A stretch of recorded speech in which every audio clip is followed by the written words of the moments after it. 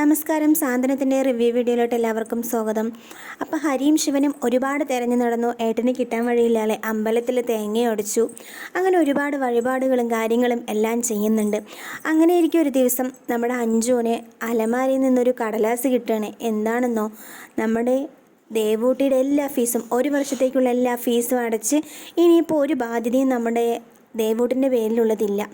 അങ്ങനെ ഒരു പേപ്പർ കിട്ടുകയാണ്. അപ്പോൾ അഞ്ജു എന്താണ് അപ്പോൾ ഒന്ന് ചോദിക്കുകയാണ്, എന്താ അഞ്ജു ഇത് എന്ന് പറഞ്ഞ് ചോദിക്കുമ്പോൾ ദേവൂട്ടിയുടെ ഫീസ് അടച്ചതിൻ്റെ റെസിപ്റ്റ് ആണെന്ന് പറഞ്ഞിട്ട് പറയണം. അപ്പോൾ എൻ്റെ നെഞ്ച് പൊട്ടുകയാണ് കേട്ടോ.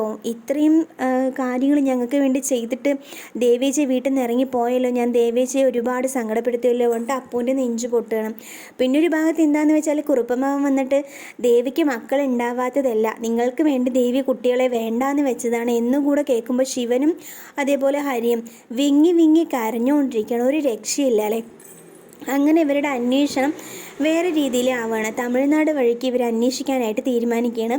അങ്ങനെ തമിഴ്നാട് പോയി അന്വേഷിക്കുമ്പോൾ അവിടെ ഒരു ആക്സിഡൻറ്റ് കേസ് നടന്നതായിട്ട് അറിയുന്നുണ്ട്. ഭാര്യയും ഭർത്താവുമാണ് ആയിട്ടുള്ളത്.